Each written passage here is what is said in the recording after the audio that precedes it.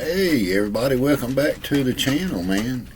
Behind the Blue Line Retired Homestead. Glad to have you back, man.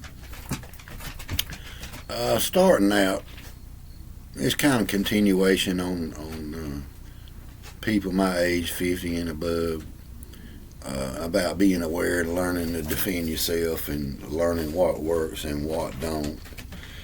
And I'll give you a shout out to my man Professor David with Vee-J Jujitsu, VEE/J Jujitsu. Check out his YouTube channel, and hey, subscribe, man. Subscribe to his channel.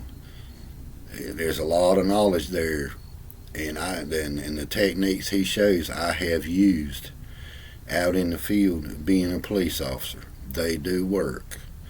Even though I've studied martial arts and all that, it gives you the insight on the true reality between karate tournament fighting and actual fighting that happens in the street, okay?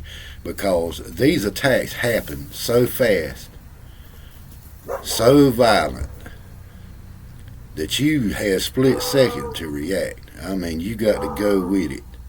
And learning stuff in a controlled environment works in that environment, but the street is not the same environment, you know.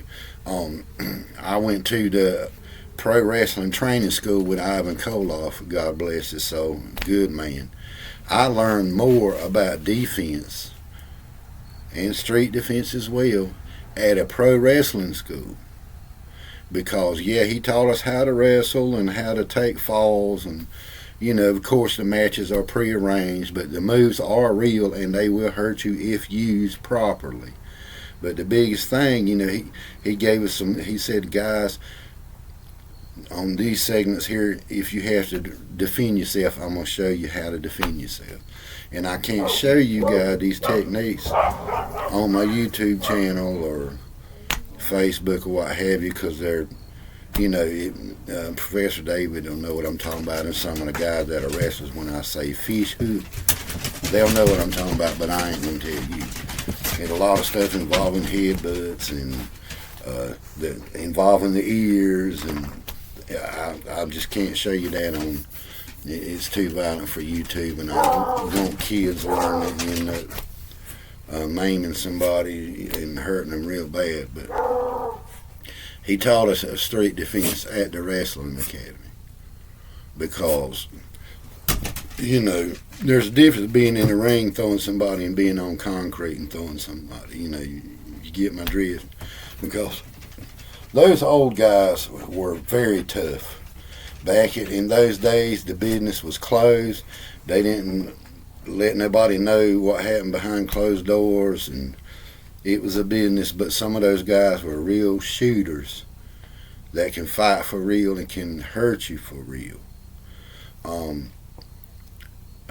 The story of Harley Race, if you know who Harley Race is, he was the World Wrestling Champion before Ric Flair was. I know everybody's familiar with Nature Boy Ric Flair, woo! But before him, Harley Race was the World Champion, and he was a real tough dude. And this is what gave me the insight on what truly works and what don't work when I was dealing with martial arts and doing police work. I use a lot of those moves, but a lot of stuff you can't do in police work, because you got to take a person into custody without a lot of injury. That's different than just a regular street fight attack. You got to take care of this person. You can't just hurt and maim him and just leave him. You got to take care of this person.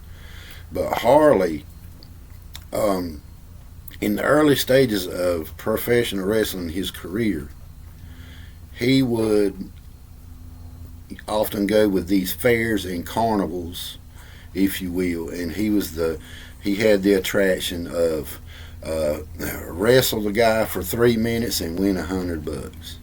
So you would sign what's called a release waiver, which is what I do now. Somebody that wants to hurt or fight me or whatever, for whatever reason, I request that they sign a release waiver. That's what I do. I'm not no Chuck Norris. I'm not no tough guy. I don't claim to be. But you want to tangle and be Billy Bad Bud, sign a release waiver. Put your name on dotted line, and we conduct business, and we'll go have a few beers afterwards. I ain't in the business of hurting people. I don't like fighting, but that's the deal, you know.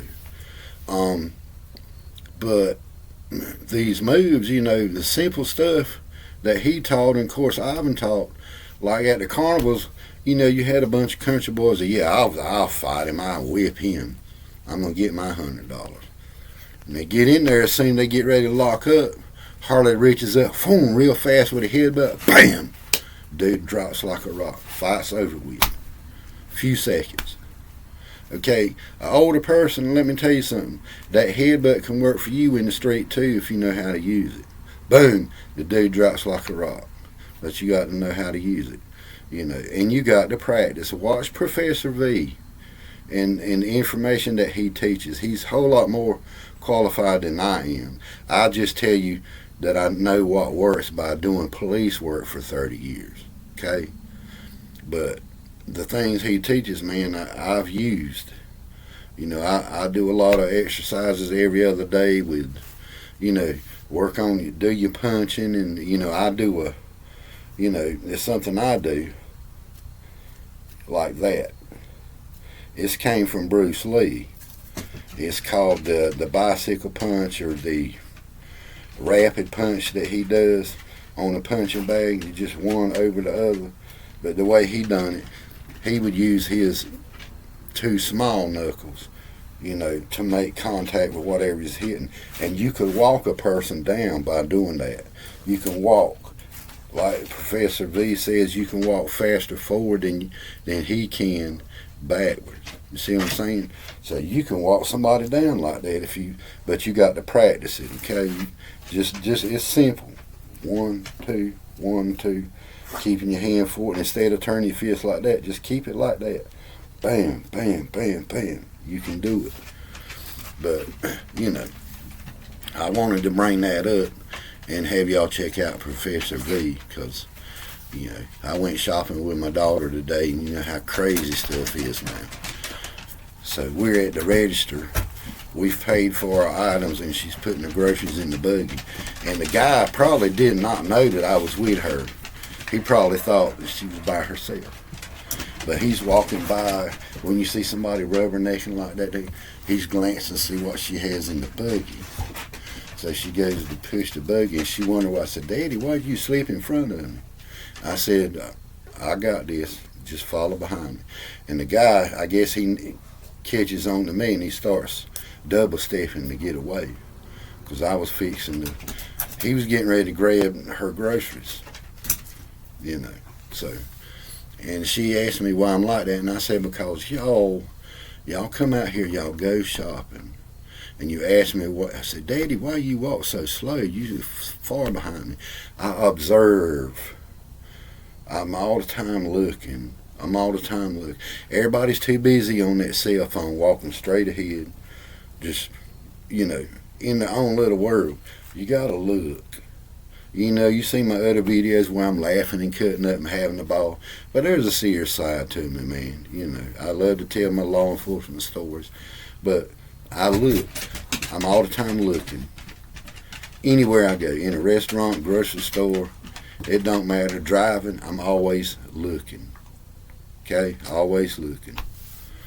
So I just wanted to add that, man, and just to let y'all know to be more aware, because we're having a lot of, you know, watch your temper out there. We're getting a lot of road rage and people firing firearms at each other, and you got to be aware of the criminal and how the criminal will actually use the system against you.